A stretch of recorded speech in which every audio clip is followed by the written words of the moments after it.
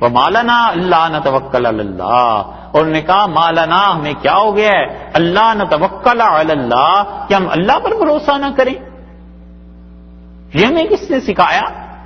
کیا ہو گیا ہے؟ یہ کیسے ممکن ہے؟ وقد ہدانا، اللہ نے ہدایت دی ہے، سبلنا، راستوں کی، اور اللہ تعالیٰ نے ہماری راہیں اللہ ہمیں سجھا چکا ہے۔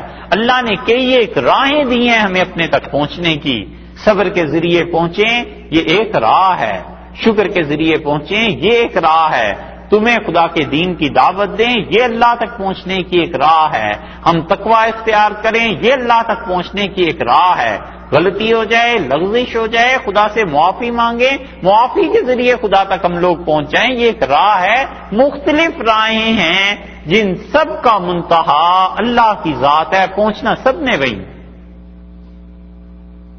وقد ہدانا سبلنا، اللہ نے کئی راہیں اپنے تک پہنچنے کی ہمیں دی ہیں، وَلَنَصْبِرَنَّ، اور یقیناً ہم صبر کریں گے، بہت صبر کرنے والے ہیں ہم۔ کس بات پر؟ وَلَنَصْبِرَنَّ، ہم ضرور صبر کریں گے، عَلَىٰ مَا آذَيْتُمُونَا، جو تکالیف تم ہمیں پہنچا رہے ہو ہم اس پہ صبر کرنے والے لوگ۔ یہ یک طرفہ صبر ہے، یہ اس ظلم کو برداشت کرنا ہے، اور یہ یک طرفہ صبر یہ کھا جاتا ہے لوگوں کو، جسے کہتے ہیں نا صبر پڑ جانا، یہ پڑ جاتا ہے۔ صبر پڑنا سمجھتے ہیں محاورہ، کہ فلاں پہ فلاں کا صبر پڑ گیا۔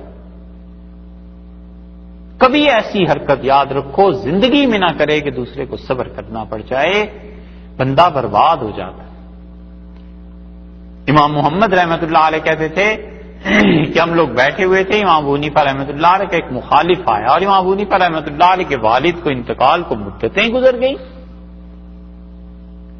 اور وہ مخالف آیا اور اس نے امام صاحب رحمۃ اللہ علیہ کے سارے شاگردوں کے سامنے اٹھ کے کہا کہ میں ایک ضروری بات کرنے آیا ہوں۔ امام صاحب رحمۃ اللہ نے فرمایا کیا؟ اس نے کہا تمہاری والدہ سے نکاح کرنا ہے، تم اجازت دو۔ تو امام صاحب رحمۃ اللہ علیہ چپ ہو گئے اور فرمایا میری والدہ عاقلہ ہیں، بڑی عمر کی ہیں، ان سے پوچھنا ضروری ہے۔ تو کہنے لگا جا کے پوچھاؤ، میں ان سے نکاح کرنا چاہتا ہوں۔ تو امام ابو حنیفہ رحمۃ اللہ علیہ اندر گئے، اور امام محمد رحمۃ اللہ علیہ فرماتے ہیں وہ بیٹھا ہوا تھا، ہنستا رہا، اب ہم حیران تھے اس کو کیا کہیں، پریشان ہو رہے تھے۔ امام صاحب رحمۃ اللہ علیہ تھوڑی دیر کے بعد آئے، تمہارے دیکھتے ہی دیکھتے وہ بندہ گرا اور مر گیا۔ تو ہم نے امام ابو حنیفہ رحمۃ اللہ علیہ سے کہا کہ حضرت آپ اتنی دیر، کہنے لگے تم سمجھ سکتے ہو میں جا کے والدہ سے یہ بات کرتا؟ اور میں تو اللہ سے دعا ہی مانگتا رہا کہ خدا بندہ اس صورتحال سے نکال، میں کیا کروں؟ اور ہم نے کہا وہ تو مر گیا، تو انہوں نے کہا یہ میرا صبر اس پہ پڑ گیا۔ یہ ہوتا ہے صبر پڑنا، کبھی ظلم نہ کرے، اور جو برداشت کرتا ہے ظلم کو اس کا صبر پھر ایسا پڑتا ہے کہ ظالم کی بنیاد اکھڑ جاتی ہے، گھر برباد ہو جاتے ہیں، خاندان برباد ہو جاتے ہیں، ساری زندگی کا سکون اور غارت ہو جاتا ہے، بس اتنی سی بات پہ کہ جو ظلم اس نے کیا تھا اس ظلم کا اسے جواب ملا ہے۔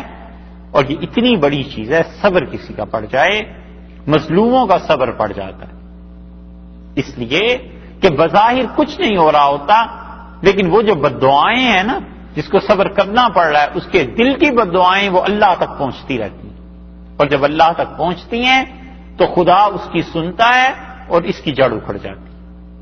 اس لیے انہوں نے کہا وَلَنَصْبِرَنَّ عَلَىٰ مَا آذَيْتُمُونَا، اور ہم ضرور صبر کرنے والے ہیں اللہ کی راہ میں، جو کچھ تم ہمیں تکلیفیں پہنچا رہے ہو اس پہ ہم صبر کرنے والے ہیں۔ رسول اللہ صلی اللہ علیہ وسلم کے صحابہ رضی اللہ عنہ نے صبر کیا کفر کی تکالیف پہ، اور اس صبر کا جانتے ہو کہاں جا کے اس کی زد پڑی؟ کافروں کی حکومتیں اکھڑ گئیں، اور روم اور یہ فارس، ایران، کیسر، کسرا، ان سب کو برباد کر دیا سلمان فارسی رضی اللہ عنہ کے صبر نے، اور صہیب اور حضرت ابو ذر رضی اللہ عنہ پہ جو ظلم ہوئے تھے اس صبر نے ان سب کو اکھاڑ پھینکا۔ اس لیے صبر کوئی چھوٹی سی چیز نہیں ہے، آدمی کبھی کسی کو جسے کہتے ہیں نا کارنر کرنا، کارنر کرے ہی نہ کہ کہیں وہ بد دعا دے دے تو اس آدمی کی بربادی ہو جائے۔ اسی لیے رسول اللہ صلی اللہ علیہ وسلم نے فرمایا، دونوں طرف کی بات کی۔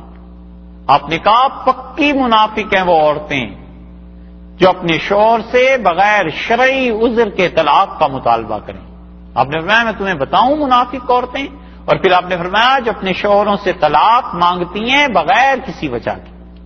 اور دوسری طرف نبی کریم صلی اللہ علیہ وسلم نے فرمایا جب کوئی ظلم سے طلاق دیتا ہے تو اللہ تعالیٰ اس آسمان پہ آ جاتے ہیں جو لوگوں کو نظر آتا ہے اپنی آنکھوں سے، اور اللہ فرماتے ہیں کہ لَأَنصُرَنَّكَ، لڑکی میں تیری مدد کروں گا ضرور، وَلَوْ بَعْدَ حِينٍ، بس تھوڑا سا صبر کر لے میں ضرور تیری مدد کروں۔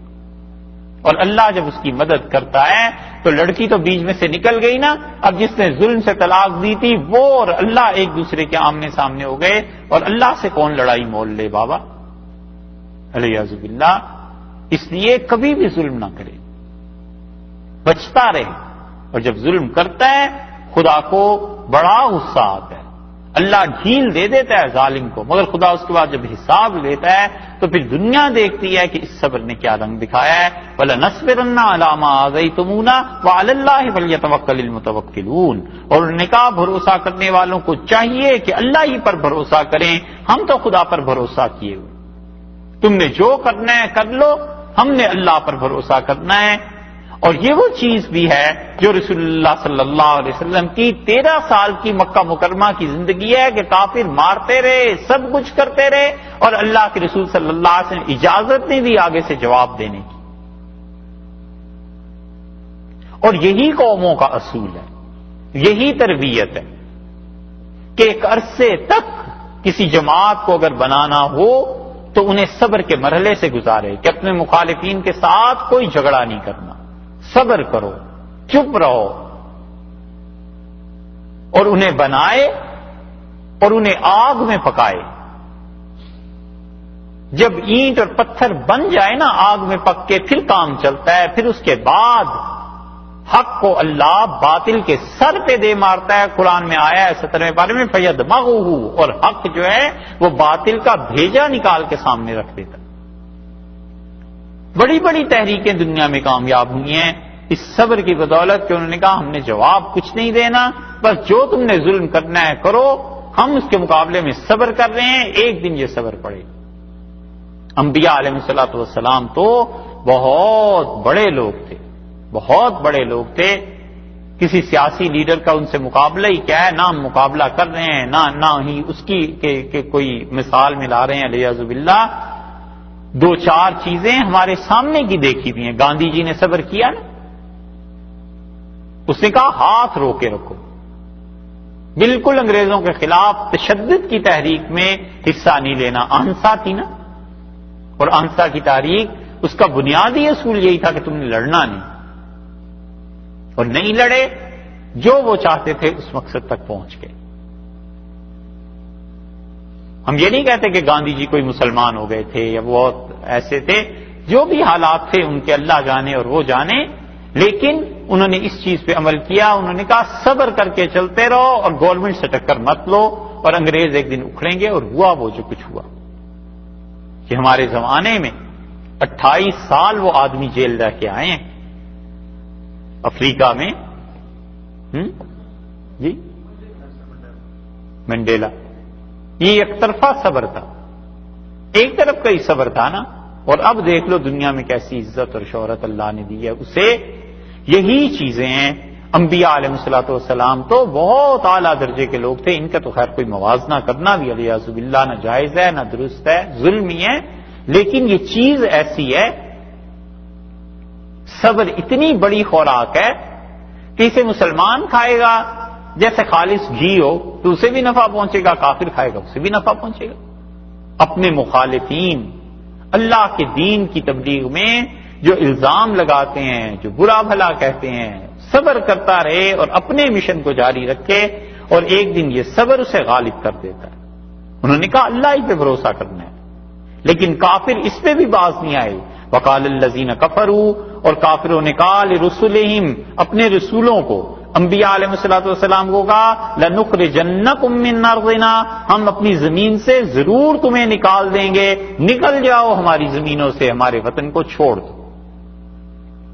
یہ اور نیشنلسٹ آئے ہیں، نیشنلزم ہی ہے نا، نبوت کو رد کر دیا اور زمینوں کا اتنا خیال ملک کا کہ ہماری زمینوں سے نکل جاؤ، ہمارے ملک کو چھوڑ دو۔ لَنُخْرِجَنَّكُم مِّنْ أَرْضِنَا، ہم ضرور تمہیں نکال دیں گے اپنی زمین سے، اپنے وطن سے۔ حضرت شعیب علیہ السلام کے بارے میں آیا ہے نا، قوم نے کہا لَنُخْرِجَنَّكَ يَا شُعَيْبُ وَالَّذِينَ آمَنُوا مَعَكَ مِنْ قَرْيَتِنَا، اے شعیب تم اور تمہارے ساتھ جتنے لوگ ایمان لائے ہیں علیہ السلام، ہم سب کو نکالیں گے اپنی بستی سے، نکل جاؤ۔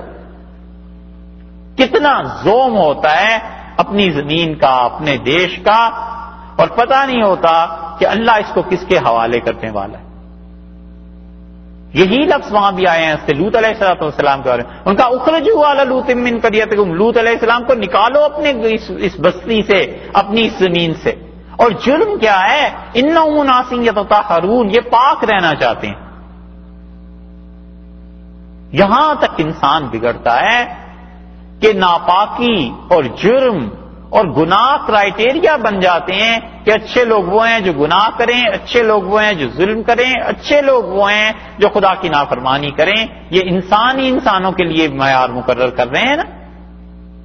اس لیے کوئی حل نہیں ہے انسانوں اور انسانوں کے آپس کے قضیے اور آپس کے اختلافات اور آپس کی چیزوں کا، سوائے اس کے کہ نبوت معیار مانا جائے کہ انبیاء علیہ السلام جو تعلیم دیتے ہیں وہ ہے بس، اس کے علاوہ کوئی انسان دوسرے انسان کے لیے کوئی معیار مقرر نہیں کر سکتا۔ ان کا معیار تھا، انہوں نے کہا اس بستی میں پاک لوگ رہ ہی نہیں سکتے، نکلو یہاں سے۔ نبی کریم صلی اللہ علیہ وسلم کے متعلق کیا ہوا؟ اتنا مکہ میں رہنا ان کے لیے تنگ کر دی زمین انہوں نے کہ رسول اللہ صلی اللہ علیہ وسلم ہجرت کے وقت کھڑے مکہ مکرمہ کو دیکھا پہاڑ پہ سے اور رو پڑے، اور آپ نے فرمایا اللہ کی قسم مکہ تو سب سے زیادہ مجھے پیارا لگتا ہے، اللہ کی قسم تو سب سے اچھی زمین ہے، میں کبھی تجھے چھوڑ کے نہ جاتا اگر میری قوم مجھے نہ نکالتی۔ ترمذی کی روایت میں آیا۔ اور جب حالات تنگ کر دیے، بہت شدید تنگی شروع ہوئی، رسول اللہ صلی اللہ علیہ وسلم نے صحابہ رضی اللہ عنہ سے کہا اپنی نبوت کے 5ویں سال میں کہ حبشہ ہجرت کر جاؤ، اس زمین پہ میں نے سنا ہے ایک حکمران رہتا ہے جو عادل ہے اور تمہیں وہاں ٹھکانہ مل جائے گا، تم وہاں چلے جاؤ۔ انہوں نے اپنے منہ سے کہا نکلو ہماری زمینوں سے، ہم تمہیں ضرور نکال دیں گے، ایک او لتعودن فی ملتنا، یا تم ہمارے مذہب میں واپس آ جاؤ۔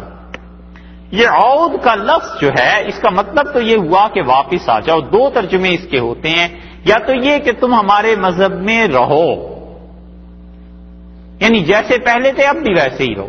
تو انبیاء علیہ السلام نبوت سے پہلے چونکہ اپنی قوموں میں ہمیشہ شریف ہوتے ہیں، خاموش ہوتے ہیں، وہ بتوں کی عبادت، شرک، ان گندگیوں سے پاک ہوتے ہیں، لیکن لوگوں کو کہتے بھی کچھ نہیں کیونکہ خدا کی طرف سے حکم ہی نہیں آیا ہوتا۔ اس لیے کافر سمجھتے ہیں جو چپ ہے وہ ہمارے ہی کھاتے میں، جو ہماری مخالفت نہیں کر رہا وہ ہمارے ہی ساتھ شریک ہے عبادت میں۔ انہوں نے کہا اس لیے وہ سمجھے یا تو یہ کہ یہ بھی پہلے علیہ باللہ مشرک تھے اب دوبارہ شرک کرنے لگے، اور یا یہ کہ ہم جو اب شرک کرتے ہیں تم اس میں آؤ، پہلے تو تم کرتے نہیں تھے اب یہ کیا کرو کام۔ انہوں نے کہا لتعودن فی ملتنا، یا تم ہماری قوم میں واپس آ جاؤ۔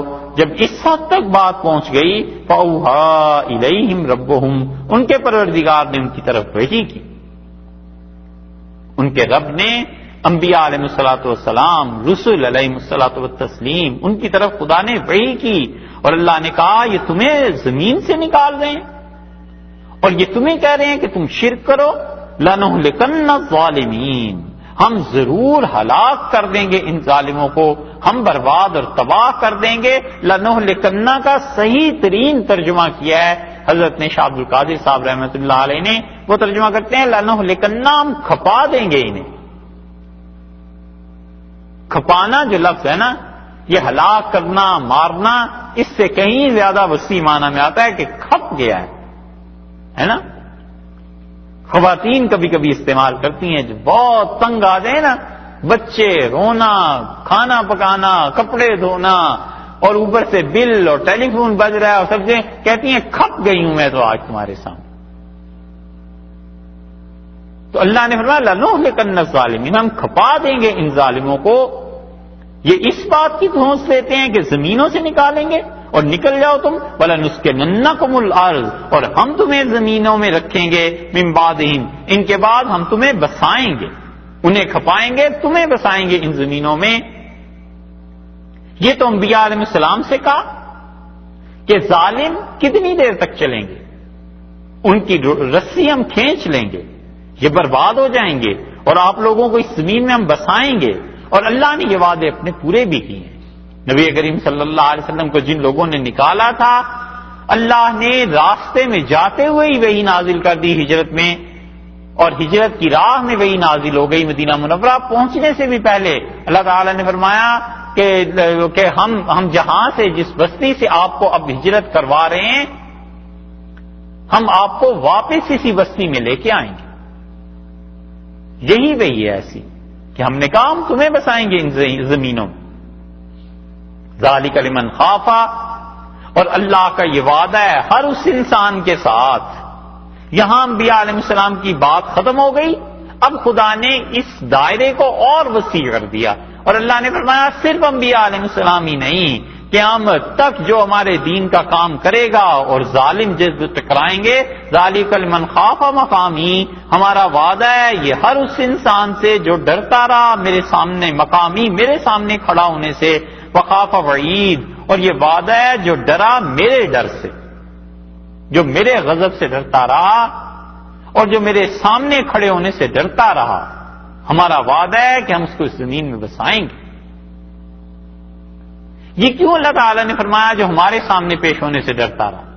جب اللہ کے سامنے پیش ہونے سے ڈرتا رہے گا تو اس میں صرف پیدا ہوگی تقویٰ کی، وہ آزاد نہیں ہوگا، وہ اپنے عقیدے میں، اپنے اعمال میں، اپنی عبادت میں، اپنی معیشت میں، زندگی میں، اجتماعی اور انفرادی زندگی سب کو اللہ کے مطابق رکھے گا نا، تو اسے ڈر رہے گا ہر وقت کہ اللہ کو جواب دینا ہے، اللہ کے سامنے پیش ہونا ہے۔ اور اللہ کا عذاب، خوف وعید، اللہ کا عذاب وہ بہت شدید چیز ہے، اللہ کے عذاب سے ڈرتا رہا، اللہ کے ڈر سے ڈرتا رہا، اللہ کے سامنے کھڑے ہونے سے ڈرتا رہا، تو اس انسان میں تقویٰ آ گیا۔ اللہ نے فرمایا ہے ہمارا وعدہ ہے ایسے متقی لوگوں کے ساتھ کہ ہم زمین میں انہیں بسائیں گے۔ اور رسول اللہ صلی اللہ علیہ وسلم کے بعد اللہ نے کس کو زمین میں بسایا تھا؟ اور کفار مکہ کے بعد اللہ نے کس کو زمین میں بسایا تھا؟ یہ دلیل ہے اس بات کی کہ نبی کریم صلی اللہ علیہ وسلم 100% حق اور سچ پہ تھے، اور ظالم ہلاک ہوئے اور اللہ نے انہیں بسایا۔ اور رسول اللہ صلی اللہ علیہ وسلم کے بعد اللہ نے کس کو اس زمین میں بسایا ہے؟ وہ صحابہ کرام رضی اللہ عنہم کو۔ اللہ نے فرمایا ہم نے ان سے بھی وعدہ کیا، اور یہ ہر اس آدمی سے وعدہ ہے جو ہمارے سامنے کھڑے ہونے سے ڈرے اور ہمارے ڈر سے ڈرے کہ زمین میں انہیں سلطنت دیں گے، انہیں حکمرانی دیں گے۔ اور یہ دلیل ہے خلافت راشدہ کے حق ہونے کی کہ اللہ نے سلطنت اور تمکنت، اور خلفائے راشدین رضی اللہ عنہم وہ جدھر گئے ہیں لوگ، زمین نے اپنے بازو، اپنے پر بچھا دیے ان کے لیے، اپنے کندھے بچھا دیے زمین نے اللہ کے پاک اور نیک بندوں کے لیے رضی اللہ عنہم۔ یہ ان کے حق ہونے کی دلیل۔ واستفتحوا، اور فیصلہ مانگا۔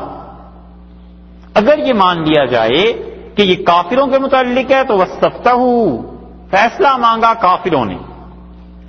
بات یہاں تک پہنچ گئی کہ رسولوں کو انہوں نے کہا علیہ الصلوۃ والسلام کو کہ نکل جاؤ ان زمینوں سے، ہم تمہیں نکال دیں گے یا شرک کرو۔ اللہ نے وہی نازل کر دی، اللہ نے فرمایا ہم تمہیں بسائیں گے، تم دیکھو تو صحیح اب ہونے کا لگا ہے۔ واستفتحوا، کافروں نے فیصلہ طلب کیا اللہ سے کہ اللہ فیصلہ کر دے۔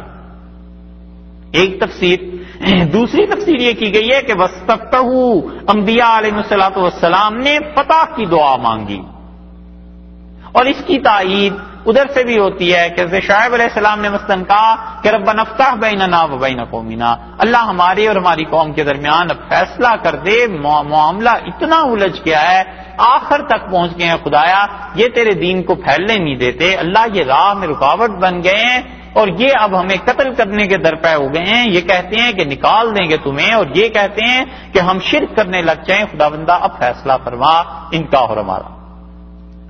اور تیسری رائے صاحب العلمانی رحمت اللہ علیہ نے لکھی ہے، وہ کہتے ہیں کہ دونوں طرف سب نے اپنے اپنے فیصلے مانگے. یہ تنگ آ گئے تھے کافر، انہوں نے کہا خدایا فیصلہ کر.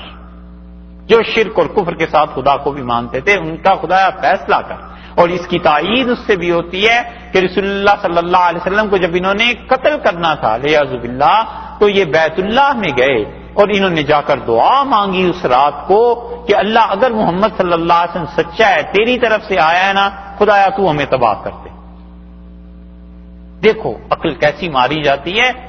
دعا اللہ سے مانگتے کہ اللہ اگر یہ سچا ہے تو ہمیں اس کے پیچھے چلنے کی توفیق دے، اگر یہ جھوٹا ہے تو تو نبٹ لے.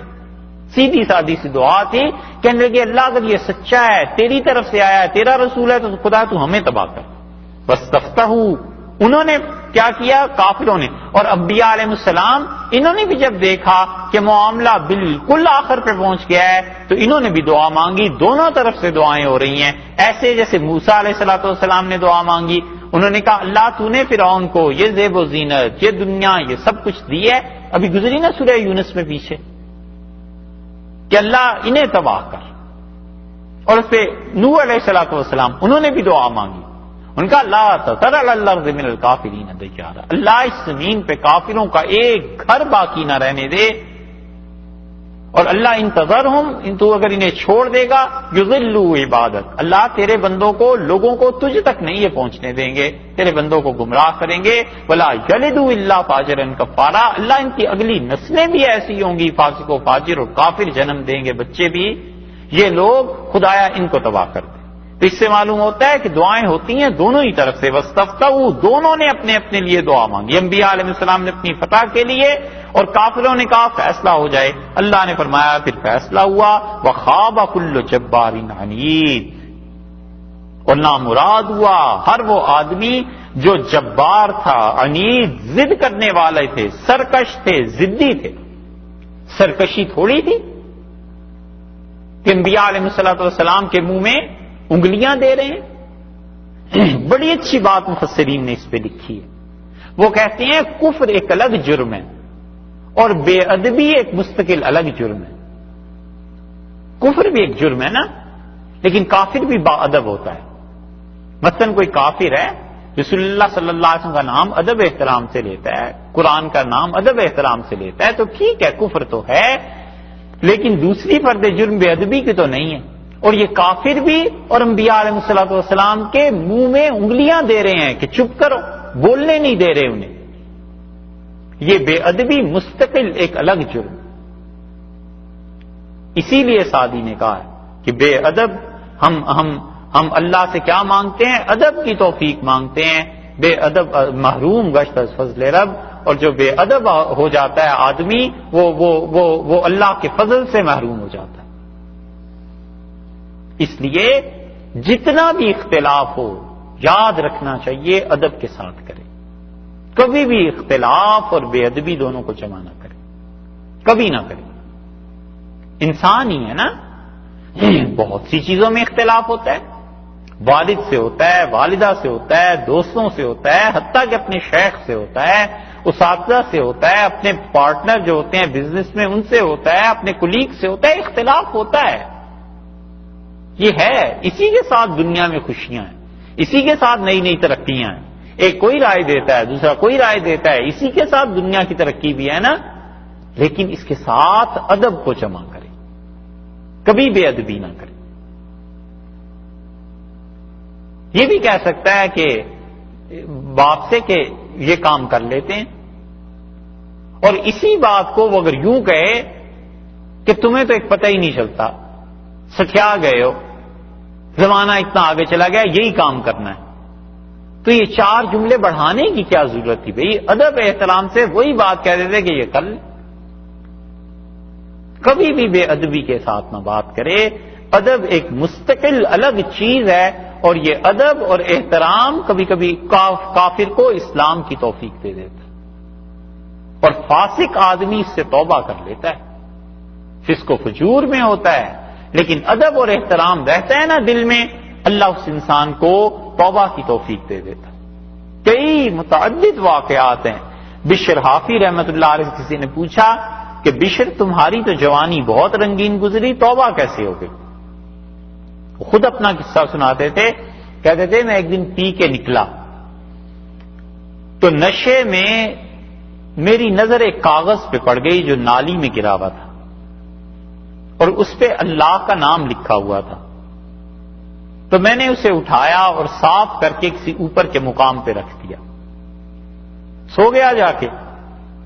اور میں نے خواب میں دیکھا، اسی رات کو نشے میں سویا تھا، اور میں نے دیکھا فرشتے کچھ لکھ رہے ہیں، تو میں نے فرشتوں سے پوچھا کہ کیا لکھ رہے ہو؟ انہوں نے کہا بشر کا نام ایک جگہ سے کاٹ کے دوسری جگہ لکھ رہے ہیں۔ تو میں نے کہا کہاں، کیا ہو گیا ہے؟ تو انہوں نے کہا کہ اللہ تعالیٰ نے فرمایا ہے کہ اس کا نام ہمارے دشمنوں میں سے تھا اور اس کو ہم توبہ کی توفیق دیتے ہیں، اس نے ہمارا ادب کیا ہے نام کا، اس کا نام ہمارے دوستوں میں لکھ لو۔ کہتے تھے صبح اٹھا تو مجھے جب خواب یاد آیا اپنا، تو پھر مجھے احساس ہوا کہ اوہو، رات جو نشے کے عالم میں حرکت کی تھی، اللہ نے اس پہ یہ اجر مرتب فرمایا ہے، اور کہا اس دن سے حال بدل گیا۔ اس لیے یہ بے ادبی انبیاء علیہ السلام کی مستقل جرم، علیہ باللہ۔ اللہ تعالی نے فرمایا کل جبار عنید، ہر ایک سرکش ضدی تباہ ہو گیا، برباد ہو گیا، ضد لگا بیٹھے انبیاء علیہ السلام کے ساتھ، اور بے ادبی اور سرکشی اللہ سے اور انبیاء علیہ السلام سے جو خدا کے نمائندے تھے اس دنیا میں اور اللہ کی راہ دکھانے کے لیے آئے تھے، بھئی تمہیں اگر ان کی راہ نہیں منظور، نہیں چلنا تو ان لوگوں پر ظلم تو نہ کرو، اور ظلم بھی ایسا کہ دھمکیاں دیے جا رہے ہیں کہ اس زمین سے نکال دیں گے، یہ ہو جائے گا۔ مخاطب کو دیکھ کر بات کرنی چاہیے۔ آدمی سمجھتا ہے کہ یہ فکرہ کوئی اتنا بڑا نہیں، اور دوسرے کے لیے وہ اتنا تکلیف دہ ہوتا ہے کہ اس کا مقام، اس کی دماغ، اس کی سوچ، اس آدمی کو ساری رات نیند نہیں آتی ایک فکرے کی وجہ سے۔ کبھی یہ نہ کرے۔ فتویٰ دیتے تھے مفتی عزیز الرحمان صاحب رحمۃ اللہ علیہ، اور مفتی صاحب کا فتویٰ چلتا تھا، اور ایک مرتبہ تھانے والوں نے بلا لیا مفتی صاحب کو کہ طلاق کے مسئلے پہ مفتی صاحب آپ نے فتویٰ دیا ہے۔ تو مفتی صاحب نے کہا ہاں۔ اتنے نازک مزاج کے تھے مفتی صاحب رحمۃ اللہ علیہ، اس کے بعد جب فتویٰ دیتے تھے نا تو اس کے ساتھ لکھ دیتے تھے کہ ہمارے فتوے کا عدالت میں کوئی اعتبار نہیں۔ بہت ڈرتے تھے، کہتے تھے یہ جو میدان ہے لڑائی بھڑائی اور ان چیزوں کا، یہ ہمارے بس کی بات نہیں، ہم نہیں جا سکتے عدالت۔ تبھی باتیں اپنی اپنی طبیعت کی بات ہوتی ہے۔ اس لیے تھانے دار کے لیے تو یہ معمولی بات ہے کہ کسی کو کہہ دے کہ میں تمہیں بتا دوں گا اور مزہ چکھا دوں گا، لیکن اسے کیا پتا کہ یہ کس کی وہ انسلٹ، کس کی بے ادبی کر رہا ہے، کس کی توہین کر رہا ہے۔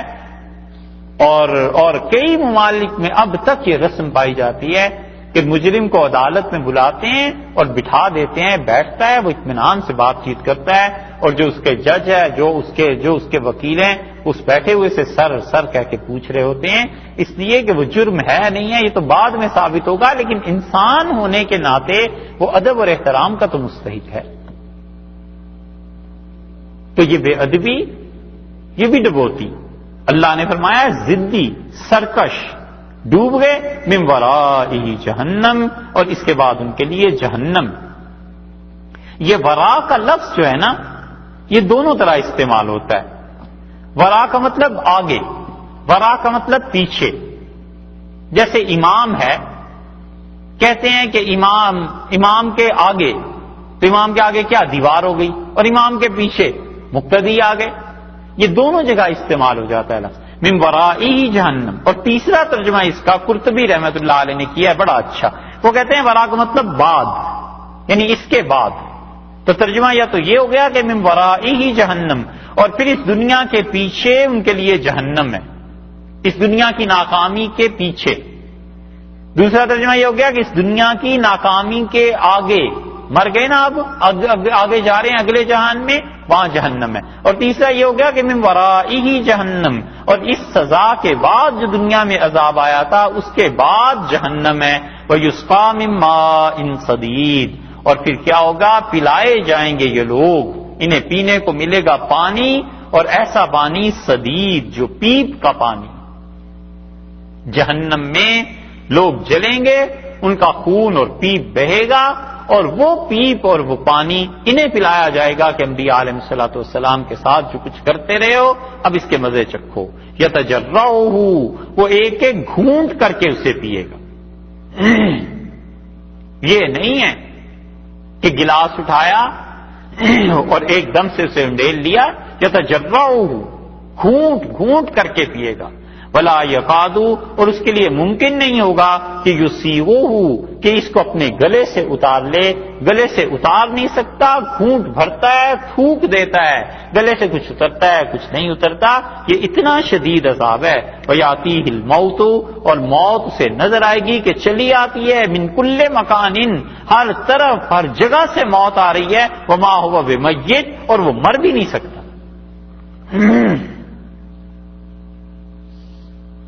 ہر طرف سے موت سامنے نظر آئے گی اور مر بھی نہیں سکے گا. بنے گا کیا؟ ایسا شدید عذاب ہے کہ موت انتہا تھی نا، اس انتہا پہ پہنچ کے بھی وہ چیز نہیں ہوئی. زندہ رکھیں گے اسے. وَمِن وَرَائِهِ، اور اس کے علاوہ اس کے بعد پھر کیا ہے؟ عذاب غلیظ، ایک ایسا عذاب ہے جو گاڑا ہے. غلیظ کا مطلب مفسرین کہتے ہیں غیر منقطع، یعنی اس میں انقطاع نہیں آئے گا. مسلسل یہ عذاب ملتا رہے گا ملتا رہے گا ملتا رہے گا. دنیا میں خدا کی طرف جانے کی راہیں بند کی، خود کفر کیا، انبیاء علیہ الصلوۃ والسلام کی توہین کرتے رہے، انہیں قتل کرتے رہے. اللہ نے فرمایا ایسا شدید عذاب انہیں دیں گے. وَمِن وَرَائِهِ عَذَابٌ غَلِيظٌ، اس کے بعد ایسا عذاب ہوگا جو مسلسل چلے گا، رکے گا نہیں.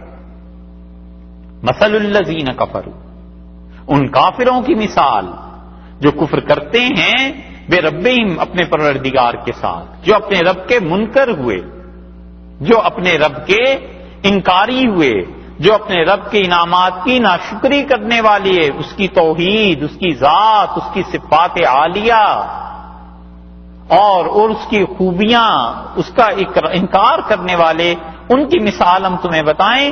اعمالہم، ان کے اعمال کرماد، ایسے ہوں گے جیسے کہ راکھ. آگ جب جل جاتی ہے نا تو جو باقی چیز رہ جاتی ہے اس کو کہتے ہیں راکھ. اللہ نے فرمایا اعمالہم کرماد اشتدت بہ الریح، ایسی راکھ بن جائے گی، اشتدت تیزی سے چلی، بہی اس راکھ پر، الریح ہوا چلی، بہت شدید طوفان آیا، فی یومن ایسے دن میں، عاصفن جو آندھی کا دن تھا. آندھی کے دن میں جب شدید ہوا چل رہی تھی، ایسی ہوا وہ آئی ہے کہ وہ ان کے اعمال تو ایسے تھے جیسے راکھ ہے، اور اوپر سے جب ہوا چلی ہے آندھی کے دن میں تو اس نے ساری راکھ کو اڑا دیا. بس قیامت میں ان کے اعمال ایسے اڑ جائیں گے. بڑی مشکل بات ہے بھئی، بہت مشکل بات ہے. مفسرین اس پہ جسے کہنا چاہیے نا تھک گئے ہیں، عاجز آ گئے ہیں اس آیت. مسئلہ یہ اٹھتا ہے 2 منٹ کی بات، ایسے حل ہو جائے گی انشاءاللہ. مسئلہ یہ اٹھتا ہے کہ اللہ نے فرمایا ہے کہ ان کے جو اعمال ہیں کافروں کے وہ ایسے ہیں کہ قیامت کے دن اعمالوں کا رماد نشتدت بہ الریح فی یوم عاصف، جیسے راکھ ہو اور اس پر آندھی کے دن شدید ہوا چلے. آگے پڑھ لیتے ہیں ذرا سا پھر. لا یقدرون، اور یہ کچھ ان کے قبضے میں نہیں آئے گا، مما کسبوا جو کچھ انہوں نے دنیا میں کمائی کی تھی، علی شیء تھوڑا سا بھی ہاتھ میں ان کی اپنی کمائی آئے گی ہی نہیں. ان کی کوئی کمائی ان کے ہاتھ نہیں آئے گی. ان کے اعمال قیامت میں ایسے اڑ جائیں گے جیسے آندھی راکھ کو اڑا دیتی ہے. ٹھیک ہے جی. اب آپ ایک بات بتائیے، یہ ان کے کون سے اعمال ہیں جن کو اللہ کہہ رہا ہے کہ قیامت میں ایسے اڑا دیے جائیں گے؟ اور دوسری جگہ بھی آیا ہے سورہ فرقان میں بھی، اللہ تعالیٰ نے فرمایا کہ ہوا منصورہ، اور ان کے اعمال ایسے اڑا دیے جائیں گے جیسے ہوا چلتی ہے اور مٹی اور ریت کو اڑا دیتی ہے، اس طرح ان کے اعمال. اور یہاں فرمایا جیسے راکھ کو اڑا دیتی ہے ہوا، ایسے ان کے اعمال اڑ جائیں گے قیامت میں. لا یقدرون مما کسبوا علی شیء، ذرہ برابر بھی اپنی کمائی جو ہاتھ سے اعمال کرتے رہے اپنے ان کے کام نہیں آئیں گے. یہ کون سے اعمال ہیں، برائی کے یا نیکی کے؟ نیکی کے اعمال ہوئے نا، کیونکہ برائی کے اعمال کے تو کوئی سوال ہی پیدا نہیں ہوتا، وہی تو انہیں لے ڈوبیں گے. ایک طرف ہم یہ کہتے ہیں کہ کافر کو اس کے اعمال نفع دیتے ہیں نیکی کے. رسول اللہ صلی اللہ علیہ وسلم سے پوچھا تو آپ نے فرمایا اسلمت علی ما اسلفت، جو تم نے اسلام قبول کیا ہے یہ تمہاری نیکیاں جو کفر کے زمانے کی تھی تمہارے کام آ گئیں. دوسری طرف مسلمان یہ بھی کہتے ہیں کہ کافر کے اعمال قیامت میں کام آئیں گے کافر کے، اور اس کے عذاب کی کمی کرا دیں گے جہنم سے. اور قرآن تو کہتا ہے ان کے اعمال اڑا دیے جائیں گے، تو ہوگا کیا پھر؟ ہے نا اشکال.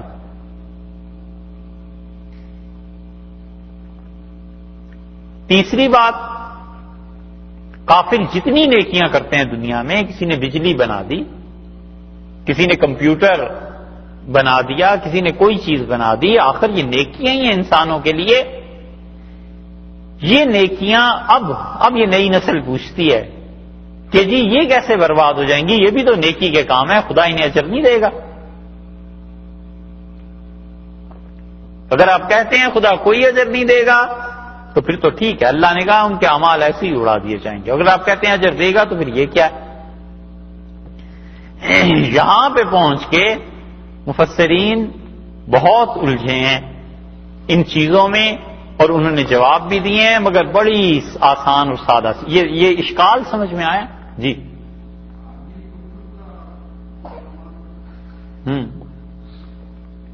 یہ سمجھ لیں کہ ان کی نیکیاں تھیں اور ہوا چلی اس پہ کفر کی، اور اس کفر نے ان کی نیکیوں کو برباد کر دیا. یہ بھی ٹھیک ہے، یہ تو بعد میں کرنی تھی لیکن ٹھیک ہے. یہ بھی اشکال اس کا سمجھ میں آتا ہے. ٹھیک، اس کا حل بڑا ہی آسان ہے.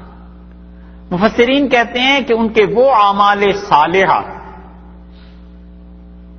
جو وہ عام مخلوق کے لیے کرتے رہے، اس کا اجر انہیں دنیا میں ملے گا. اور دو قسم کے اعمال وہ یہاں پر مراد ہیں.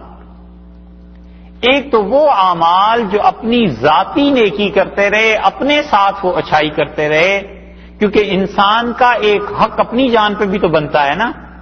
اگر انسان کا حق نہ بنے تو اپنے آپ کو تو قتل کرنا بھی جائز ہو جائے.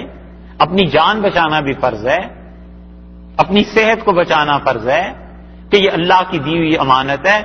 وہ کہتے ہیں وہ اعمال جو اپنی ذات تک محدود تھے قیامت میں کام نہیں آئیں گے. اور دوسری تفسیر انہوں نے اس سے بھی عمدہ کی ہے. وہ کہتے ہیں کہ وہ اعمال جو کافر مشقت کرتا رہا، محنت کرتا رہا تاکہ آخرت میں نجات پا جائے، وہ عمل اس دن اس کے کام نہیں آئے گا. اس کے کفر کی وجہ سے اس کا وہ عمل ایسے ہی اڑا دیا جائے گا جیسے آندھی کے دن تیز ہوا راکھ کو اڑا دیتی. ایک کافر ہے، اس نے کہا قیامت میں نجات پا جاؤں، اور اس کے لیے اس نے زندگی بھر ناخن نہیں کاٹے. یہ ہندو جوگی ایسے کرتے ہیں کئی اعمال کہ وہ سمجھتے ہیں قیامت میں اس سے نجات مل جائے گی. پادری اب تو نہیں، اب تو یہ بہت ماڈرن ہو گئے ہیں، پچھلے زمانوں میں یہ بھی ایسی کرتوت کرتے تھے. پینٹ ایک لندن میں بکی، پتا چلا پادری نے ساری زندگی یہی پہنی ہے اور برکت کی چیز سمجھ کے لوگوں نے خرید لی. وہ ساری زندگی پینٹ ہی نہیں اس نے بدلی تھی، 20 سال یا 25 سال پتہ نہیں کتنے، اور میل اس پہ جمی ہوئی. یہ تاریخ میں ساری چیزیں ملتی. تو مفسرین کہتے ہیں سارے وہ اعمال جو کسی کافر نے اس لیے کیے تھے کہ آخرت میں مجھے نجات مل جائے، ذاتی طور پہ اس کا کفر اسے لے ڈوبے گا، وہ اعمال اس کے برباد ہو جائیں گے. اب آیا خیال میں؟ باقی اعمال کا تو وہی ہے، یہ انہی کا موقف ہے جو فقہا جو مفسرین کہتے ہیں کہ کافر کو اس کے نیک اعمال کی جزا ملے گی.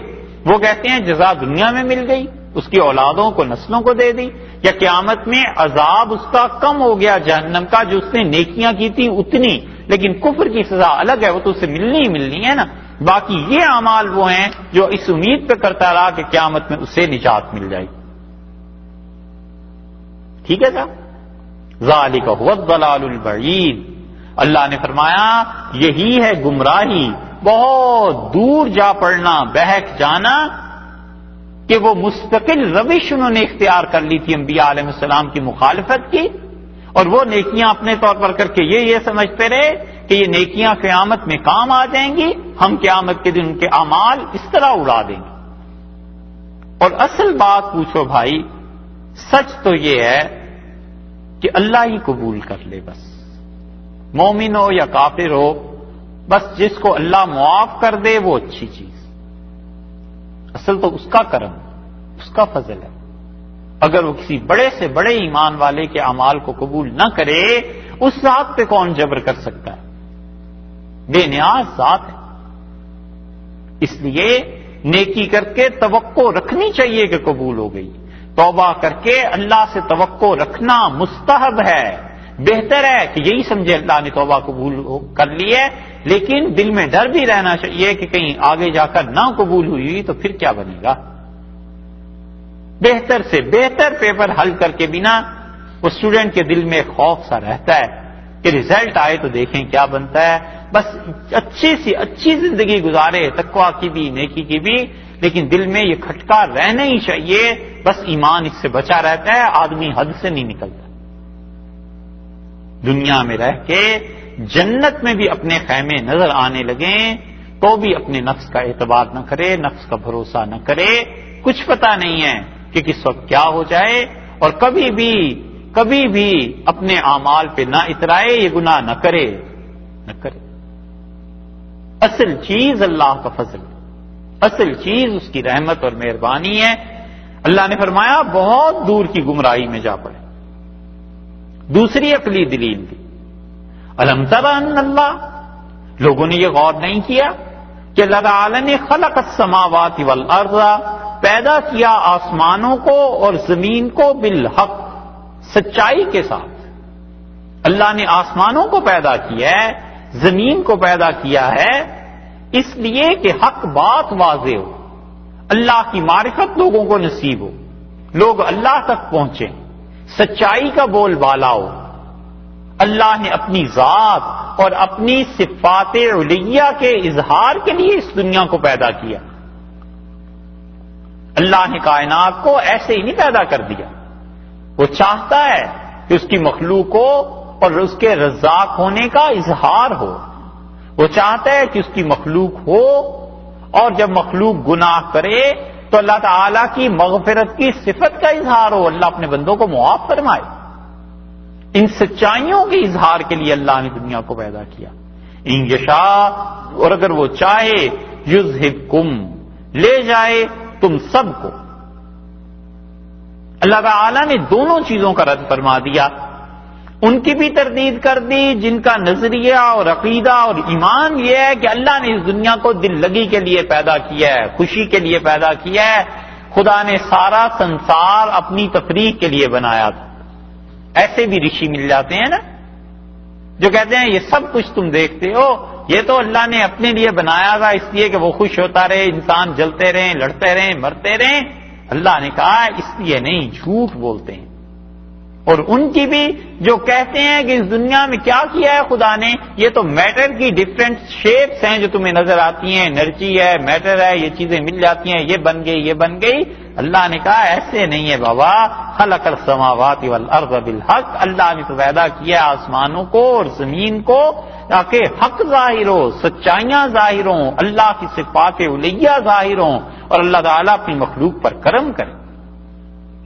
ان یشاء یذہبکم، اگر اللہ چاہے تو تم سب کو واپس لے جائے، تم سب کو ختم کر دے اللہ، اگر وہ چاہے. اللہ کے لیے کیا مشکل ہے؟ اللہ تعالیٰ کے لیے کیا ہے؟ صرف 20-30 فٹ اوپر نیچے کر دے.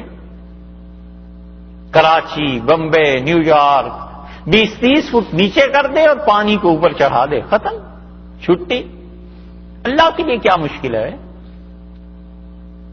اللہ کے لیے کیا مشکل ہے کہ زمین کو ذرا سا چلا دے اور زمین وہ بلیک ہولز جو اب کہتے ہیں تھیوریز دیتے ہیں ادھر ہی کہیں چلی جائے تو سورج، چاند، مریخ کسی پہ کوئی جانے ہی نہ کہ انسان نام کا بھی کوئی جانور دنیا میں ہوتا تھا یا نہیں ہوتا تھا۔ انہیں لگتے انسان کا بھی نہ پتا چلے کہ انسان کہتے کسے تھے، یہ بلا کیا تھی۔ اتنے بڑے بڑے جو بنے پھرتے ہیں اور اتنے دعوے کہ man of the year, man of the century, کئی مرتبہ پڑھ کے سچ اس پہ ہنسی آتی ہے، اور ہنسی اس پہ نہیں آتی کہ چلو آدمی ہے اب کیا ہنسیں، ہنسی اس پہ آتی ہے کہ وہ گینڈا تھا نا تو ایک جگہ جا رہا تھا، اس پہ بھی 2 لطیفے ہیں، دونوں ہی سنا دیتا ہوں۔ ایک تو بھی مجھے کسی نے سنایا تھا کہ وہ عدالت میں لڑائی کا مقدمہ پیش ہوا تو جج نے کہا تم نے اسے کیوں مارا تھا؟ اس نے کہا جی اس نے مجھے گینڈا کہا تھا۔ اس نے کہا اچھا تمہیں کب گینڈا کہا تھا؟ اس نے کہا جی 3 برس پہلے۔ اس نے کہا اس وقت کیوں نہیں مارا، اب کیوں مار رہے ہو؟ تو اس نے کہا جی گینڈا اب دیکھا ہے۔ اور جس لطیفے پہ ہمیں زیادہ ہنسی آتی ہے وہ یہ کہ گینڈا تھا تو گینڈے کے چہرے پہ وہ سینگ ہوتا ہے نا، تو مچھر اس پہ بیٹھ گیا، تھوڑی دیر بعد اڑنے لگا تو اس نے کہا حضور معذرت چاہتا ہوں کہ آپ کے سینگ پہ بیٹھ گیا تھا۔ اس نے کہا دفعہ ہو، میری بلا سے مجھے تو پتا بھی نہیں تو کب بیٹھا اور کب اڑا۔ بس یہی حال ہے۔ اللہ کے سامنے کیا چیزیں ہیں؟ اللہ کی بندگی اگر انسان میں نہ آئے تو پھر کیا فائدہ اس انسان کا؟ ان یشاء یذھبکم، اللہ چاہے تو تم سب کو لے جائے، ویأتی بخلق جدید، اور اللہ چاہے تو نئی مخلوق پیدا کر دے، وہ چاہے تو نئی پیدائش ہو جائے، انسانوں کے ماورا کوئی مخلوق آ جائے۔ ہمیں کیا پتا اس کائنات میں کون کون سی مخلوق ہو رہا ہے، انسان ہے، جنات ہیں، فرشتے ہیں، موکلات ہیں، عالم مثال ہے، جانوروں کی ایک پوری دنیا ہے، حتیٰ کہ سمندروں میں خدا کی وہ مخلوق ہے جو اب جا کر دریافت ہو رہی ہے۔ لوگوں کو پتہ ہی نہیں تھا کہ اچھا سمندر میں اس طرح کی بھی مچھلیاں رہتی، ابھی کھلا ہی کیا ہے انسانوں کو، اور اس کے باوجود کہ کھلا کچھ بھی نہیں اور یہ اتنے اتراتے ہیں، انہیں ذرا سا اختیار خدا اور دے دیتا تو پھر یہ انسان کیا کرتا؟ اللہ نے فرمایا ہے ہم جب چاہیں تمہیں لے جائیں، اس دنیا سے ختم کر دیں اور نئی مخلوق خدا لے آئے۔ وما ذالک علی اللہ بعزیز، اور لوگوں اللہ کے لیے ذرا بھی یہ مشکل نہیں، خدا کے لیے بالکل مشکل نہیں ہے۔ اللہ نے ایک دنیا کے بجائے دوسری دنیا پیدا کرنی ہے، اور اللہ کے لیے مشکل نہ ہونا آپ اسے عقلاً بھی اس طرح سمجھ لیجئے کہ یہ ساری کائنات پہ آپ غور کریں، زمین، اس میں ساری مخلوق، سورج، چاند، ستارے، گلیکسیز، آسمان، یہ سب کیا ہے؟ اللہ نے ایک مرتبہ ارادہ فرما لیا کہ ایسی ایک کائنات بن جائے، ایک بار ارادہ کر لیا تھا، ساری کائنات بن گئی۔ چلو یہی کہا ہے نا اللہ نے کہ اذا اراد شیئا، ہم جب ارادہ کر لیتے ہیں کسی چیز کے ہونے کا، فیقول لہ کن، اللہ کہتا ہے ہو جا، فیکون، وہ ہو جاتی ہے۔ تو یہ تھوڑا ہی ہے کہ اللہ تعالیٰ علیہ باللہ کوئی زبان سے کہتا ہے کہ بن جا، مطلب اللہ نے محض ارادہ فرما لیا اور ارادہ فرمانے سے ساری کائنات بن گئی۔ چلو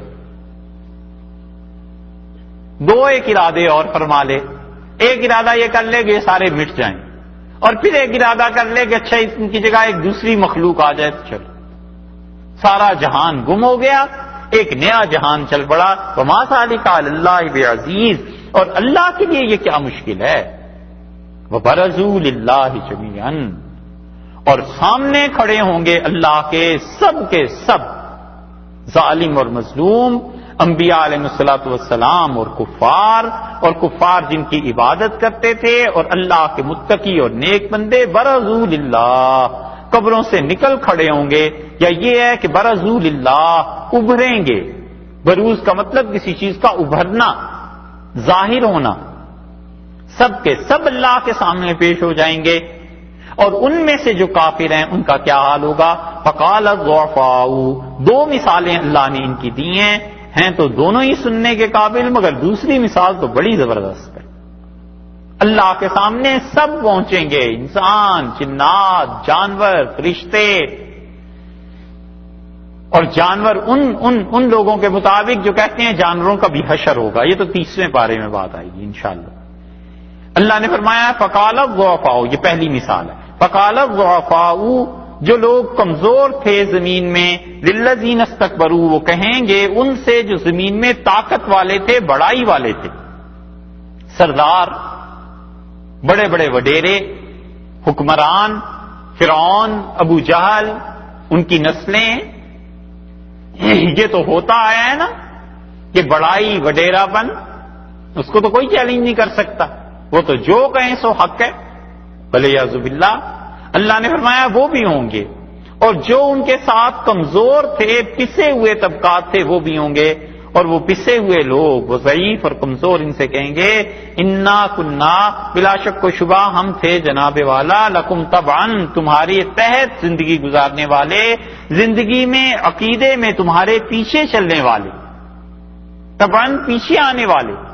عقیدہ وہی رکھا جو بادشاہ وقت کا عقیدہ تھا، وہی کچھ کہتے رہے جو حکمران وقت کہتا رہا، وہی عقیدہ رکھا جو قبیلے کے بڑے کا عقیدہ تھا، عقیدہ وہ رکھا جو پیر و مرشد کا عقیدہ تھا، بغیر یہ سوچے کہ اس عقیدے کو کتاب و سنت سے بھی سند حاصل ہے یا نہیں، جو بڑوں نے کہہ دیا انا کنا لکم تبعا، وہ کہیں گے ہم آپ کے پیچھے چلتے رہے، فہل انتم، سو آج کیا ہو سکتا ہے، مغنون عنا، آپ ہم سے ہٹا لیں، من عذاب اللہ، اللہ کے عذاب سے، من شیئن، ذرہ سا کوئی، اللہ کی مار جو آج پڑ رہی ہے، کچھ بچائیں گے آپ ہمیں، من شیئن، یہ جو خدا کی مار آج پڑ رہی ہے نا ہم پہ، اس کو تھوڑا سا ہم سے ہٹا لیں۔ یہ انسانی زندگی کا تجربہ ہے کہ جب انسان مشکلات اور مصائب میں گھرا ہوا ہوتا ہے، اس وقت تھوڑی سی بھی ریلیف مل جائے تو آدمی کو سانس آ جاتا ہے کہ چلو تھوڑی سی تو ریلیف ملی۔ تو اس لیے یہ نہیں کہہ رہے کہ سارا ہٹا لو عذاب، کہتے ہیں کچھ تھوڑا سا عذاب آج ہمارا دور کر دیں، اس لیے کہ دنیا کی زندگی میں تو ہم آپ ہی کے ساتھ تھے نا، آپ کی تباہ میں چلتے رہے۔ قالوا لو ہدانا اللہ، وہ کہیں گے اگر اللہ نے ہمیں ہدایت دی ہوئی ہوتی، اللہ نے سیدھی راہ ہمیں دی ہوتی، لہدیناکم، آج ہم تمہیں سیدھی راہ دے دیتے، لہدیناکم، ہم تم کو صحیح راہ دکھاتے۔ اگر دنیا میں اللہ کی طرف سے صحیح راہ ہمیں ملی ہوتی، لہدیناکم، تو ہم بھی تمہیں صحیح راہ دیتے، ہم خود گمراہ تھے، تمہیں بھی گمراہ کرتے رہے، ہم خود غلط لائن پہ چل رہے تھے، تمہیں بھی چلاتے رہے۔ اور الزام کس پہ لگایا ہے؟ اللہ پہ، کہ اللہ نے اگر صحیح راہ دی ہوتی تو کوئی پوچھتا ان سے کہ اللہ تعالیٰ نے تمہیں گمراہی کی راہ دے دی، اور جو اپنا اختیار اور ارادہ تھا وہ کہاں گیا؟ اور اس کا احساس کہاں گیا کہ جو لوگ میری پیروی کر رہے ہیں، قیامت میں خدا نے ان کے متعلق مجھ سے پوچھا تو میرا کیا بنے گا؟ یہ احساس اور تو اور رسول اللہ صلی اللہ علیہ وسلم کو کتنا تھا، حالانکہ وہ خود جانتے تھے وہ حق پہ ہیں، اللہ کے رسول ہیں، اپنی رسالت کی گواہی دینی خود رسول اللہ صلی اللہ علیہ وسلم پہ واجب اور ضروری تھی۔ یہ سب چیزیں ہونے کے باوجود آپ نے اپنے قبیلے کو جمع کیا اور آپ نے کہا صفیہ محمد صلی اللہ علیہ وسلم کی پھوپھی، آج اگر کوئی چیز مجھ سے لینی ہے تو لے لو، یہ قیامت میں نہ سمجھنا کہ میں تمہارے کچھ کام آؤں۔ اور اپنی صاحبزادی فاطمہ رضی اللہ عنہا کو کہا کہ فاطمہ سلینی من مالی ما شئت، میرے پاس کچھ مال تھوڑا بہت ہے، جو چاہو میری بیٹی میں تمہیں دے دیتا ہوں، لیکن قیامت کے دن میں اللہ کے ہاں تمہاری سفارش نہیں کر سکوں گا، کام نہیں آ سکوں۔ اتنا ڈرتے تھے انبیاء علیہ السلام، کہتے تھے کہ نہیں، اللہ کے ہاں اپنا حساب کتاب، جو پیچھے چل رہے ہیں انہیں صاف بتا دو۔ رسول اللہ صلی اللہ علیہ وسلم، دو چیزیں تم میں چھوڑ کے جا رہا ہوں، میرے بعد ان سے چمٹے رہنا اور تم ہدایت پر رہو گے۔ حدیث میں آیا ہے اللہ کی کتاب اور فرمایا میری سنت، اور مسلم کی روایت میں آیا ہے کہ اللہ کی کتاب اور میرے اہل بیت، یعنی اہل بیت کرام رضی اللہ عنہ کا ادب، احترام، ان کی تعلیمات، ان چیزوں پہ قائم رہنا، تم صحیح راہ پر چلتے رہو گے۔ تو جو قیادت ہوتی ہے، کیا ان کو ذمہ داری کا احساس نہیں ہونا چاہیے کہ 10 20 50 100 10,000 آدمیوں کی قیادت کر رہے ہیں، اللہ ان کے بارے میں بھی تو پوچھے گا۔ کتنا شوق ہوتا ہے شادیوں کا، شادی ہو جائے اور جب اولاد ہوتی ہے تو کیا اتنی ذمہ داری کا بھی احساس ہوتا ہے کہ خدا نے ان کے بارے میں قیامت میں پوچھا تو کیا جواب دوں گا، میں نے تربیت کیا کی تھی؟ یہ چیزیں اسی لیے بہت سے اللہ کے بندے ایسے تھے کہ مشائخ نے اجازت دی، تعلیم کی، تربیت کی، بیعت کی، تو بیعت سے بچتے ہی رہے۔ کہتے تھے اپنا کیا حال ہوگا یہی پتا نہیں ہے تو دوسروں کی کیا ذمہ داری ہے۔ وہاں بدر عالم صاحب رحمۃ اللہ علیہ اپنے سلسلے کے مجاز تھے، انور شاہ صاحب رحمۃ اللہ علیہ کے شاگرد تھے، اور وہاں بدر عالم رحمۃ اللہ علیہ کی اگر علم کا اندازہ کرنا ہو تو ان کی کتاب دیکھیے، ترجمان السنہ 4 جلدوں میں لکھی ہے، کمال کی چیز۔ بیعت نہیں کرتے تھے۔ حضرت شیخ الہند رحمۃ اللہ علیہ جیسا انسان، حضرت قاسم نانوتوی، مولانا رشید احمد گنگوئی رحمۃ اللہ علیہ، ان دونوں سے اجازت ملی ہوئی تھی، بیعت نہیں کرتے تھے۔ بڑی مشکل سے 2-3 آدمی بیعت ہوئے اور نماز مغرب کی پڑھ کے انہیں گھر پہ بلایا تھا، بیعت بنوا لیا، اور کہا جلدی جاؤ نکلو، کسی کو بتانا نہیں کہ ہم نے بیعت کی۔ کیا وجہ تھی؟ اللہ کا خوف، ڈر۔ یہ الگ بات ہے کہ ان کے معاصرین نے ان کے اس طرز عمل کو زیادہ نہیں سراہا۔ انہوں نے کہا حضرت اس طرح تو سلسلے ہی ختم ہو جائے گا، یہ الگ بات ہے، لیکن فی نفسی ان کو کس چیز نے روکا؟ اسی لیے کہ اللہ کے ہاں جواب نہ دینا پڑ جائے۔ خدا نے اگر پوچھا کہ جو آ گئے تھے بیعت کر لیا تھا پھر ان کی تربیت کا کیا ہوا، تو اللہ کو کیا جواب دیں گے؟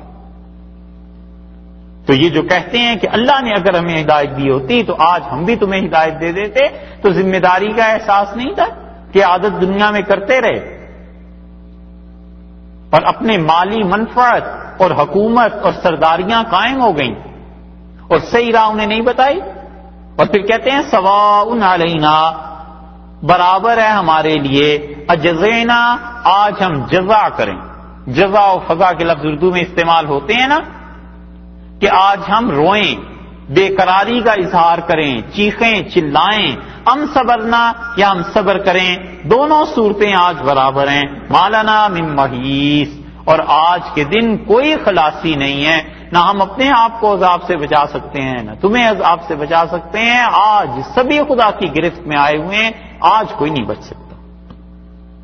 ایک مثال، اور دوسری مثال دیکھو جو غضب کی، وقال الشیطان، اور شیطان بولے گا لما قضی الامر، جب سارے کام پورے ہو جائیں گے تو یہ بھی گرو بولے گا، سب کا بڑا،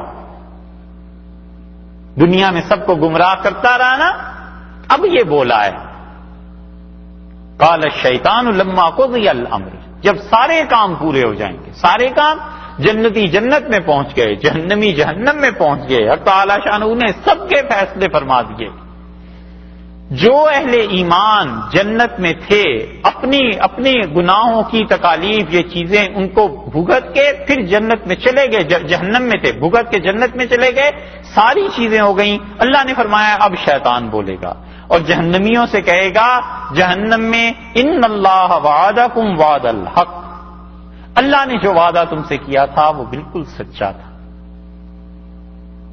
دیکھا کتنی بے بسی اور لاچار پن اور کتنی بے سہارا ہونے کی کیفیت ہے کہ زندگی جس کے اتباع میں گزاری اور جس کی مان کے چلتے رہے، آخر پہ اس سہارے نے بھی ساتھ چھوڑ دیا اور کہتا ہے کہ ان اللہ وعدکم وعد الحق، جو اللہ نے تم سے وعدہ کیا تھا آج میں تمہیں جہنم میں بتاؤں وہ وعدہ بالکل سچا تھا، وہ وعدہ تم نے دیکھ لیا ہے۔ اللہ تعالیٰ نے دیکھیے اس میں پہلا لفظ کیا بولا ہے، وقال الشیطان، شیطان نے کہا،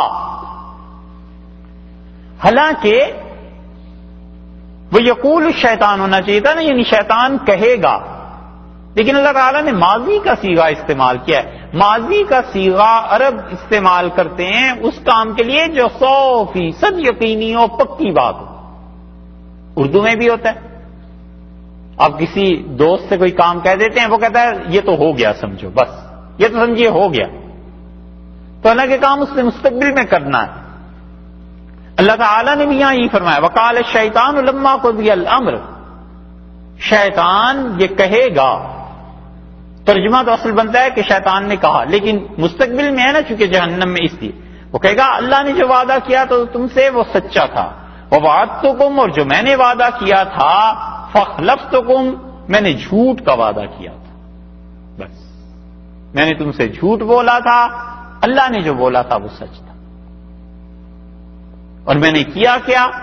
وما کان لی علیکم، جان چھڑائی نا اس نے، اور نہیں تھا لیا میرے لیے علیکم تمہارے معاملے میں من سلطان، کوئی جبر. میں تم پہ کوئی جبر تو کر نہیں سکتا تھا دنیا میں نے تو کوئی جبر کیا نہیں، الا سوائے اس کے کہ ان دعوتکم، میں تمہیں دعوت دیتا تھا گناہ کی، فاستجبتم لی، اور تم میری بات مان لیتے تھے. بس ایک دعوت وہ تھی جو اللہ دیتا رہا تمہیں، ایک دعوت وہ تھی جو انبیاء علیہ الصلوۃ والسلام دیتے رہے، ایک دعوت وہ تھی جو صالحیت، تقوی، نیکی، تعلق مع اللہ پر مشتمل تھی، ایک میری دعوت تھی گناہ کی، ظلم کی، بے حیائی کی، اور اللہ کی نافرمانی کی، شرک کی، اللہ کی صفات الوہیہ کا انکار کی.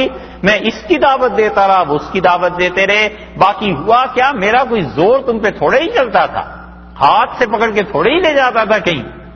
میں تو صرف تمہیں بتاتا رہا کہ ادھر آ جاؤ. فاستجبتم لی، تم نے میری بات مان لی. فلا تلومونی، سو آج کے دن مجھے ملامت نہ کرو، مجھے گالیاں مت دو، مجھے الزام کا مورد نہ ٹھہراؤ. ولوموا انفسکم، اپنی جانوں کو الزام دو، تم ہی خود چل پڑے تھے، نہ آتے. دعوت تو ادھر بھی تھی. دیکھا ہے کیسی جان چھڑائی اس نے. کہتا ہے میرا کیا قصور ہے، میں نے تو صرف تمہیں بتایا تھا کہ ادھر آ جاؤ، تو آ گئے تھے تم.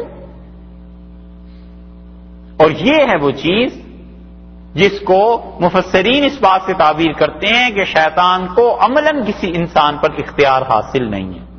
وہ کہتے ہیں اکا دکا واقعات الگ ہیں، مگر عمومی طور پر شیطان کا اصل کام دعوت دینا، ترغیب دلانا، وسوسے ڈالنا ذہن میں، اور دنیا کو، گناہ کو زیبائش آرائش کر کے دکھانا ہے کہ گناہ کرو، اس کا یہ فائدہ، گناہ کرو الیاذ باللہ، اس گناہ میں تمہیں بڑا مزہ آئے گا. بس وہ مزہ آئے گا تو کیا ہو جائے گا، اس کا کوئی جواب نہیں. یہ چیز ہے. اس نے کہا آج مجھے نہ الزام دو، لوموا انفسکم، اپنی جانوں کو الزام دو. ما انا بمصرخکم، نہیں پہنچ سکتا بمصرخکم، میں تمہاری فریاد کو، میرے لیے ممکن ہی نہیں ہے کہ میں تمہاری فریاد کو پہنچوں، تمہارے دکھ آج کے دن دور کر دوں، جہنم کا عذاب اس میں کچھ کمی کر دوں، اللہ کا عذاب اس کو تم سے ہٹا دوں. اور تم سے کیا ہٹاؤں؟ وما انتم بمصرخیہ، اور تم بھی ایسے نہیں ہو کہ وما انتم، اور تم بھی ایسے نہیں ہو کہ بمصرخیہ، تم آج کے دن میری فریاد کو پورا کر دو. میں بھی تو عذاب میں ہوں، تم میرا عذاب کم کر دو، تم نہیں کر سکتے. میں تمہارا عذاب کم کروں، میں نہیں کر سکتا. سب بے بس، سب عاجز اور مجبور. سوچو تو اس دن اس پہ لعنتیں کتنی پڑیں گی، مگر لعنت کوئی بھیجے نہ بھیجے، خدا کا عذاب تو آ گیا نا. اتنی بے ثبات ہے گناہ کی بنیاد، اتنی کچی ہے گناہ کی بنیاد، اتنی خراب ہے کہ جو اصل دعوت دینے والا تھا وہ کہتا ہے میرا کوئی قصور نہیں. وہ بھی دعوت دے رہے تھے انبیاء علیہ السلام، میں بھی دعوت دے رہا تھا، تمہاری اپنی مرضی. اور بات چونکہ شرک کی چل رہی ہے، اور اللہ تعالیٰ کو سب سے زیادہ غصہ اس پہ ہے کہ وہ خدا کی ذات و صفات میں لوگ شرک کرتے ہیں. اللہ نے فرمایا انی کفرت بما اشرکتمون من قبل، وہ کہے گا شیطان ان سے کہ انی کفرت، آج کے دن میں کفر کرتا ہوں، آج میں کافر ہو گیا ہوں. کن چیزوں کا؟ جن چیزوں پہ تم دنیا میں ایمان لائے تھے، جن بتوں کی پرستش اور عبادت تم کرتے تھے، آج میں ان کا کافر ہوں. دنیا میں تمہیں بتاتا تھا ان کے مومن بنو. انی کفرت، میں انکار کرتا ہوں، بما اشرکتمونی، جو تم مجھے شریک ٹھہراتے رہے، تم نے جو مجھے اللہ کا شریک بنایا تھا من قبل، اس سے پہلے، آج میں انکار کرتا ہوں. مفسرین کہتے ہیں کہ یا تو یہ انکار اس معنی میں ہے کہ مجھے شریک بناتے رہے کہ کچھ لوگوں نے واقعی شیطان کی بھی عبادت کی تھی، شیطان کی بھی پرستش کی تھی۔ اب بھی دنیا میں کتنے ہی فرقے ایسے ہیں علیاذ باللہ جو شیطان کی ہی پرستش کرتے ہیں، شیطان کو ہی خدا مانتے ہیں۔ یہ یا تو حشر ان کا ہے، یا اس نے کہا کہ عبادت کی تھی، یعنی میری دعوت کو قبول کر کے جو تم نے عبادت کی تھی وہ گویا میری ہی عبادت تھی نا، آج میں ان ساری عبادتوں کا انکار کرتا ہوں، ان بتوں کا جن چیزوں کی عبادت کرتے رہے۔ ان الظالمین لہم عذاب علیم، اور ظالموں کے لیے بڑا درد والا عذاب ہے، آج دکھ کی مار ہے۔ یا تو یہ اللہ تعالیٰ نے کہا، اور یا یہ اسی شیطان کا جملہ ہے، اس نے کہا آج ہم ایک دوسرے کی فریاد کو نہیں پہنچ سکتے، اور آج مجھے ملامت نہ کرو، الزام نہ دو، الزام دینا ہے تو اپنی ہی جان کو الزام دو جو تم کرتے رہے ہو ہماری دعوتوں کو قبول۔ آدمی اس سے سبق سیکھے کہ شیطان کی عبادت، شیطان کی پیروی، گناہ کا کرنا کتنی شدید چیز ہے کہ آخر خدا کے عذاب میں وہ بھی شیطان بھی آ گیا۔ وَأُدْخِلَ الَّذِينَ، اور داخل کیے اللہ تعالیٰ نے یعنی ان لوگوں کو آمنوا وعملوا الصالحات جو ایمان لائے اور جنہوں نے نیک اعمال کیے، جنات تجری من تحتها الانہار، وہ باغات جن میں دریا بہ رہے ہیں، خالدین فیہا، اللہ انہیں ان باغات میں انہیں ہمیشہ ہمیشہ رکھے گا، بِإِذْنِ اللہ، بِإِذْنِ ربہم، اپنے پروردگار کے حکم کے ساتھ۔ یہ دوسری سائڈ کو بیان کر دیا کہ شیطان نے یہ کیا اور اللہ نے کیا کیا۔ دوسری طرف اللہ تعالیٰ نے وہ لوگ جو ایمان لائے، انہوں نے عمل صالح کیے، انہیں باغات میں رکھا جس میں دریا بہ رہے ہیں۔ یہ بات کئی بار گزر چکی۔ بِإِذْنِ ربِّهِمْ، وہ اپنے رب کی اجازت کے ساتھ، اللہ کے حکم کے ساتھ وہاں پر رہیں گے، اللہ کا حکم ہوگا۔ اور فرمایا تحیتہم فیہا سلام، اور ملاقات ہوگی ان کی وہاں پر سلام کے ساتھ۔ یا تو مطلب یہ ہے کہ اللہ کے فرشتے انہیں سلام کریں گے، یا مطلب یہ ہے کہ اللہ تعالیٰ کی طرف سے سلام کا پیغام بھیجا جائے گا، اور یا مطلب یہ ہے کہ اللہ تعالیٰ خود ان کو مہربانی اور عنایت فرما کے براہ راست سلام کریں گے، اور یا مطلب یہ ہے کہ اللہ کی مخلوق، اللہ کے بندے خود اللہ کو سلام کرنے کا شرف وہاں پر حاصل کریں گے۔ جو بھی اس کی تفسیر کر لیں، مفسرین نے سب چیزیں لکھی ہیں، اور حقیقت اس کی کھلے گی اسی دن جس دن یہ سلامی کی بات ہو، کل بات۔